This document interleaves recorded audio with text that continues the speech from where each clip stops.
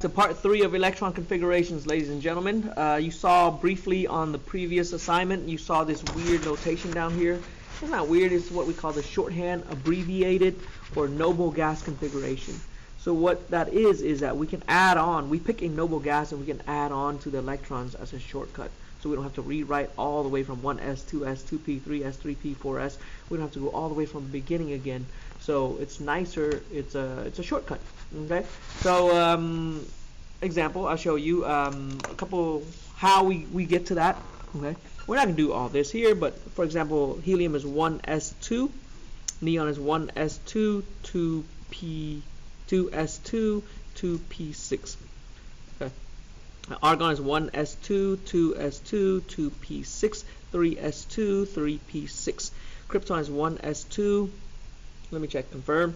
2s2, 2p6, 3s2, 3p6, 4s2, 3d10, and 4p6. Trying to do this from memory. So, handy dandy periodic table. Krypton row 4, 4p6, perfect. That's a 4p6 there. Handwriting's ugly. So xenon, you will notice that it will, whatever it is here, it will end in 5p6, and radon would end in 6p6. No matter you write it completely out, it will end everything before it, ... You should know by now, following the diagonal rule.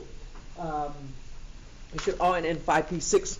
And following 5p6, remember, following every p6, you'll notice, what do you notice after p6? The p6 are your noble gases. Here's one noble gas, here's two noble gases. We passed two noble gases. And noble gases, if you recall, where are they located on the periodic table? I forgot to mention that part. Noble gases are the very end right here. Okay, everybody, helium is going to end as 1s2. Remember, the first shell, it only needs 2 electrons to be full, so this is a full shell. Sorry, bad small space there.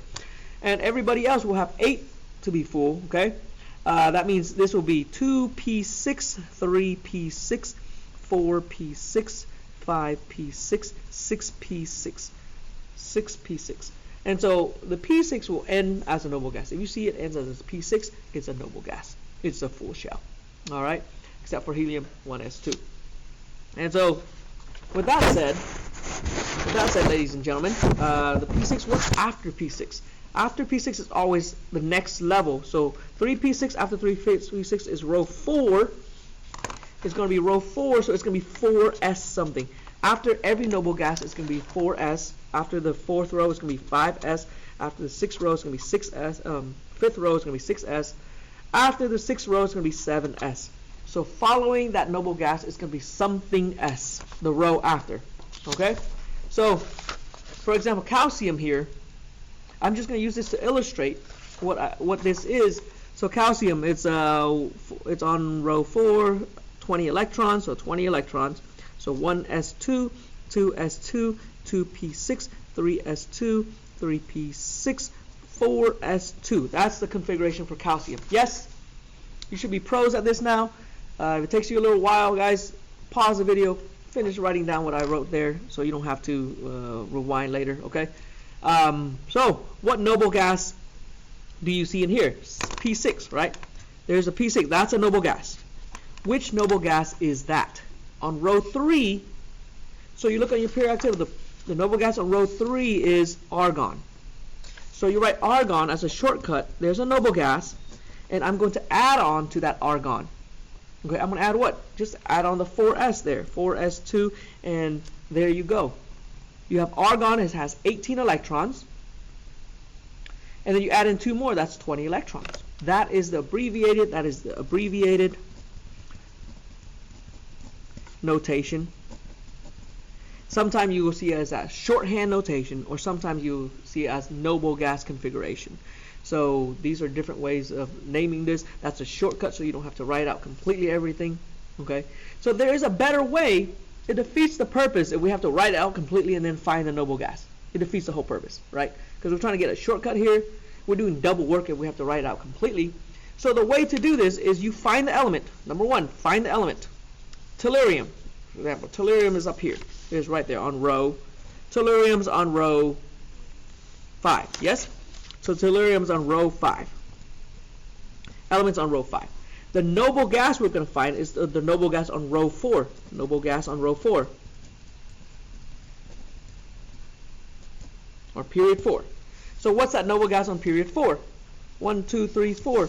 It would be krypton, 36. So Kr. So you put that Kr in the bracket there. Notice Kr has 36 electrons already, right? So we have to continue until we get to 54. Remember, tellurium has, 52 electrons. So you got to make some notes here. 52 electrons. So remember, Kr, krypton is on row 4. That's 4p6. What's after 4p?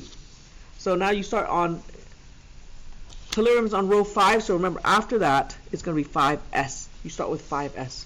Because it's on row 5. The element's on row 5, so you start 5s after. Okay? So repeat the first rule. Go back to the row above.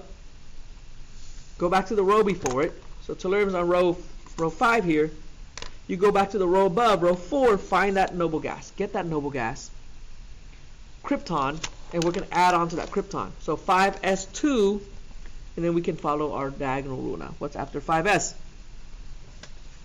My diagonal rule is a mess. So 5s after 5s, you can see here, 5s. All right, I'm going to use this one last time here. 5s, what's after 5s? 4d and 5p. 4d, 10. D can hold 10. We add on, remember, 36, 46, 48 already. We need 4 more. What's after 4D? 5p. We need 54, we have 48, 5p4. That is your shorthand abbreviated configuration. Okay? Don't worry about doing the electron configuration above. We've done quite a bit of that. So pi p4. Let's confirm. Tellurium on row 5. So 5p1, 5p2, 5p3, 5p4, voila. Ooh, that's a blur. Hold on, focus. 5p1, 5p2, 5p3, 5p4. Perfect. That is a noble gas configuration, ladies and gentlemen.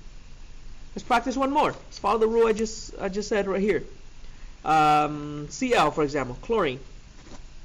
Okay, what row is chlorine on? Chlorine is on row 3. Row 3, or period 3, right? It has 17 electrons. So if it's on row 3, we're going to use the noble gas on row 2. So row 2 noble gas. So go above. Row 2 noble gas is neon, Ne. Neon has 10 electrons. We need to add 7 more. So what starts after the noble gas? Chlorine's on row 3, so we go 3s. 3s2, and follow the diagonal. After 3s is 3p5. And that gives us 17 electrons. See, neon has 10. We add on 7 more to get our 17. And ladies and gentlemen, that is the noble gas configuration. It makes things a lot easier when the elements are really big, like mercury here. You'll get to mercury, which is 80 electrons. So I'm giving you mercury's 80 electrons. Mercury is on row 6, period 6, right? It has 80 electrons. So you use the noble gas on row 5, which is xenon. So I'll start you with that. Okay? And then so now you go ahead and go finish the rest of that.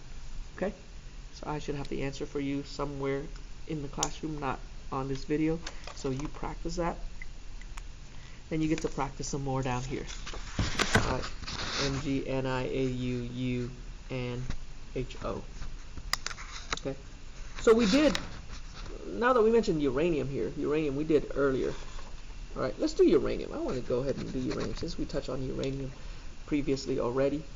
So in the previous, so uranium, what row is it on? That's the first question. That's weird, right?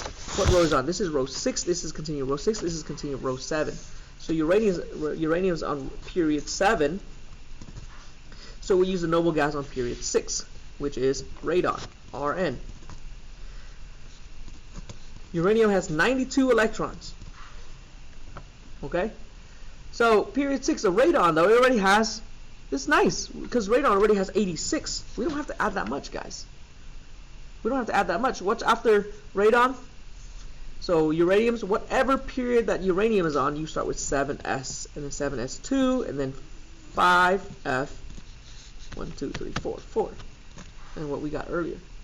So this configuration versus this configuration. Here, look at the two configurations. Fold this a little bit here so you can see. These are the two configurations for uranium. You've got this long one where you're writing like a paragraph versus a short version right here. Which one's better? I prefer this one any day, right? Because it's a lot easier to write. We're just adding on to radon. We find a noble gas and add on to it. Find a noble gas and add on to it. And that's the noble gas configuration, ladies and gentlemen. That is that page. Thank you for watching, and that's it for this video. Bye-bye.